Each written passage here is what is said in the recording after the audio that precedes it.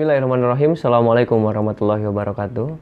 Alhamdulillahirrabbilalamin. Pada hari ini kita masih bisa dijumpakan kembali dalam keadaan sehat walafiat.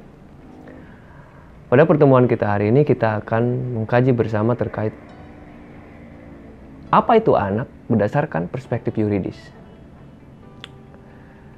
Berbicara terkait anak berdasarkan perspektif yuridis, yang pertama saya angkat adalah Undang-Undang Nomor 17 tahun 2016 tentang perlindungan anak. Apa itu anak?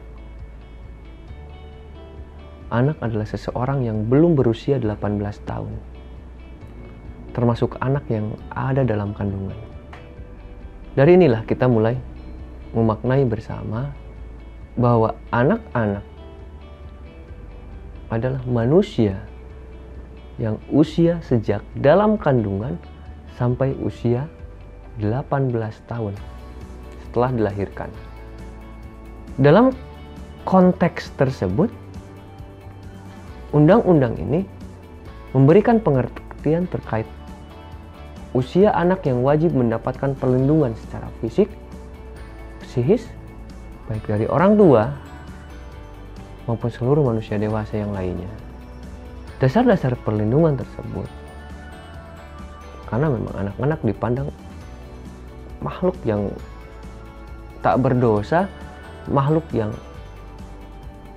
membutuhkan manusia dewasa atas goresan-goresan masa depannya. Apakah kita sebagai manusia dewasa akan menggoreskan masa depan yang baik bagi anak-anak, ataukah goresan-goresan yang buruk untuk masa depan mereka? Sejalan dengan keputusan Presiden Republik Indonesia Nomor 36 tahun 1990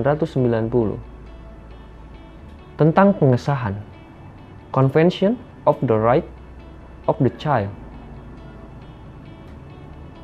mendefinisikan bahwa anak adalah setiap orang di bawah 18 tahun. Sama halnya dengan Undang-Undang Peraturan Indonesia Nomor 17 tahun 2016 tentang perlindungan anak, bahwa anak-anak dinyatakan mereka yang belum berusia 18 tahun. Keputusan Presiden ini merupakan hasil konvensi hak anak dalam Perserikatan Bangsa-Bangsa, yang merupakan sebuah konvensi internasional yang mengatur hak-hak sipil, politik, ekonomi, sosial, dan kultural anak-anak. Dalam hal ini telah diatur secara internasional. Maka Indonesia menerapkan dalam Undang-Undang Nomor 17 tahun 2016 tersebut. Begitu pula dalam Undang-Undang Nomor 39 tahun 1999 tentang hak asasi manusia mendefinisikan bahwa anak yaitu setiap manusia yang berusia di bawah 18 tahun. Tetap semuanya mengatakan bahwa anak merupakan manusia yang berusia di bawah 18 tahun. Dan tentunya di sini diperkuat dalam Undang-Undang Hak Asasi Manusia tersebut, selain berusia di bawah 18 tahun juga dinyatakan belum menikah. Dan tentunya termasuk anak-anak yang masih ada dalam kandungan. Itu menjadi bagian dari aturan secara yuridis dalam hak asasi manusia.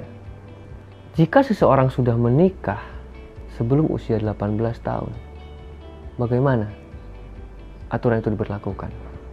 Maka ketika kita dasarkan pada yuridis tersebut, kita dasarkan pada Undang-Undang Nomor 39 tahun 1999 ini, dinyatakan anak usia di bawah 18 tahun dan belum menikah.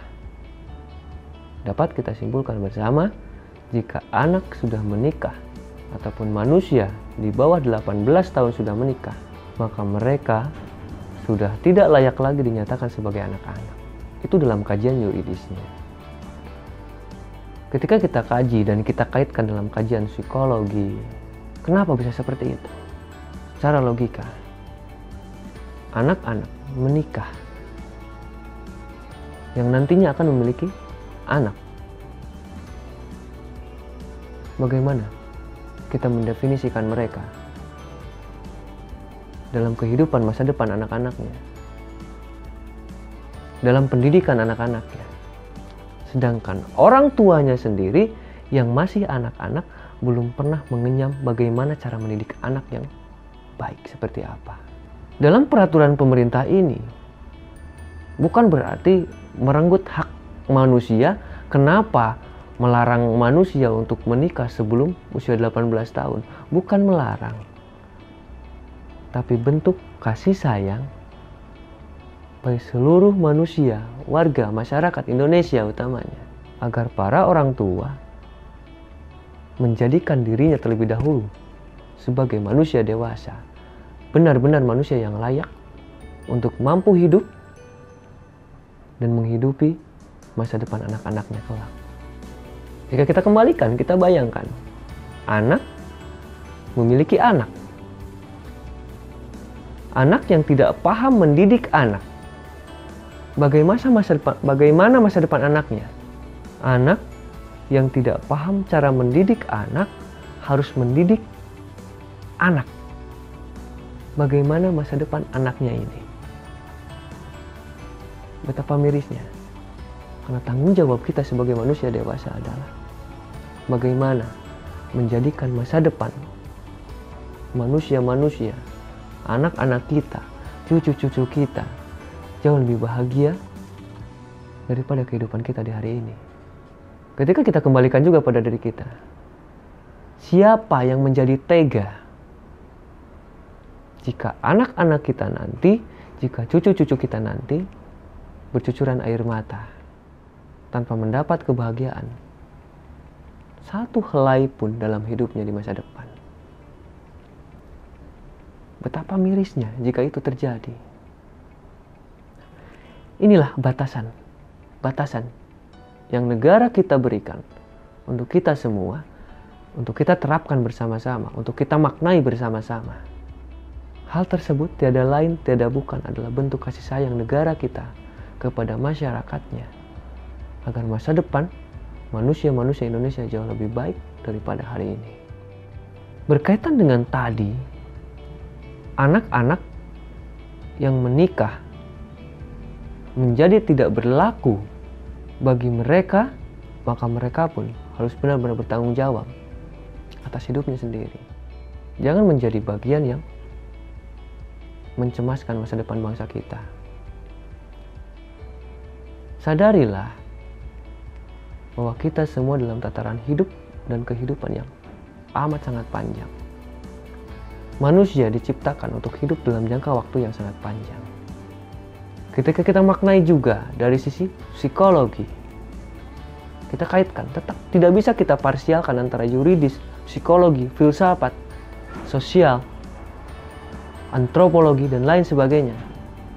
Itu menjadi satu kesatuan yang utuh dalam lingkup edukasi, pendidikan untuk masa depan anak-anak kita nanti. Kemudian kita kaitkan juga dalam Undang-Undang Nomor 19 Tahun 2019. Amandemen dari Undang-Undang Nomor 1 Tahun 1974 tentang perkawinan. Kenapa kita kaji menjadi pada undang-undang tentang perkawinan? Karena di sana pun tercantum bahwa manusia-manusia di Indonesia diberikan kesempatan dan diperbolehkan menikah di usia minimal 19 tahun.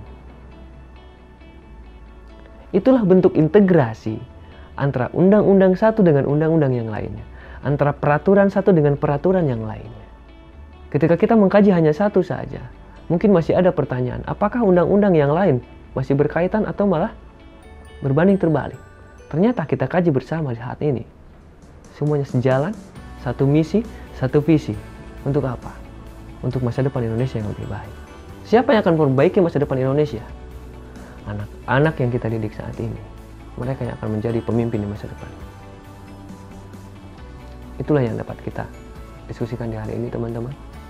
Mudah-mudahan apa yang telah kita kaji bersama di hari ini dapat bermakna, dapat bermanfaat untuk kita semua. Terima kasih atas partisipasi dari semuanya.